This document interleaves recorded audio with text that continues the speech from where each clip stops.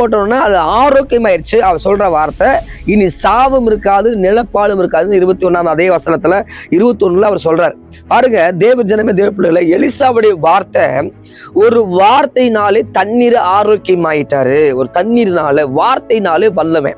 எலிசாவுக்குள்ள இருந்த அந்த வார்த்தையின் வல்லமை, அந்த வார்த்தையின் வல்லமை எப்படி இருக்குன்னா, கர்த்தர் சொல்றாருங்கிறாரு. சொன்னதுக்கு அப்புறம் அந்த தண்ணீர் ஆரோக்கியமாயிற்று. இந்த காலை வேளையில உங்க வாழ்க்கையில உங்க வாயின் வார்த்தை எப்படி இருக்குது?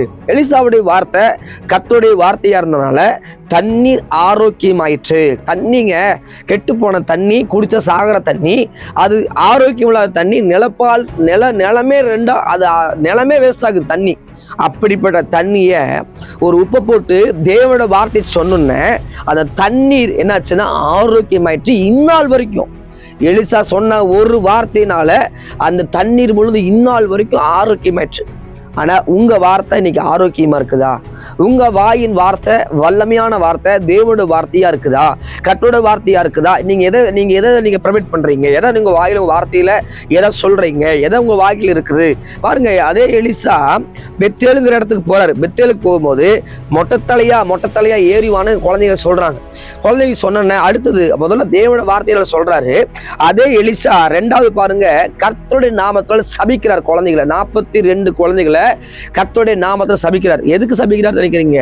கிண்டல் பண்ணுங்காட்டி. மொட்டைத்தலையா ஏறி வாடான்னு சொன்ன சபிச்சிடுறாரு. சபிச்சொன்ன காட்டுல இருந்து 2 கரடிகள் வந்து இந்த பிள்ளைகளை பீறிப்படுதுன்னு வேதம் சொல்லுது. இந்த வேதவாசம் நீங்க வாசித்தீங்கன்னா, பெத்தேல் போன அதே எலியா, தேவனோட வார்த்தை சொன்ன அதே எலியா, அநேகருக்கு ஆசீர்வாதம் அந்த எலியா 42 குழந்தைகளை கொலை செய்கிறார். வார்த்தையினாலே வல்லம் புறப்பட்டது. காட்டுல இந்த கரடிகள் வந்து பீறிப்பட்டது. இன்னைக்கு உங்க வார்த்தை எதுல அநேகருக்கு ஆசீர்வாதமா இருக்குதா? உங்க வார்த்தை சபிக்கிறதா இருக்குதா? உங்க வார்த்தை நொந்து கொள்றதா இருக்குதா? உங்க வார்த்தை கர்த்தரோட வார்த்தையா இருக்குதா? நான் கேட்கிற இந்த காலையில வேலை இந்த தேவனோட வார்த்தை உங்களோட அவர் பேசுறாரு. இந்த காலையில உங்க வாயின் வார்த்தை, நான் ஏன் வாழ்றேன்னு நீங்க கேட்டுக்கொண்டிருக்கிறீங்களா? ஒரு முறை நான் சொல்லுகிறேன், 2018ஆம் ஆண்டுல நான் குறிப்பிட்ட நாள்ல ஒருத்தர் பிரேயர் போயிருக்கேன். அப்போ அங்க ஒரு சகோதரி சொன்னாங்க, அவங்களுடைய ஃப்ரெண்டு இருந்தாங்களா. அவங்க ஃப்ரெண்டு வந்து எப்பவுமே சொல்ற வார்த்தை, நான் சாகணும்.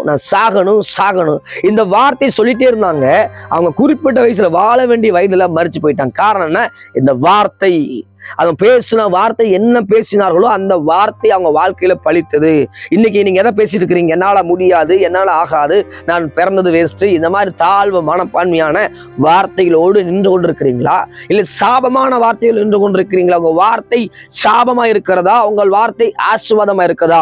எலிசாவோட வார்த்தை முதல்ல ஆசீர்வாதம் வந்துச்சு. அங்கே அவன் தண்ணீர் ஆரோக்கியமாயிற்று.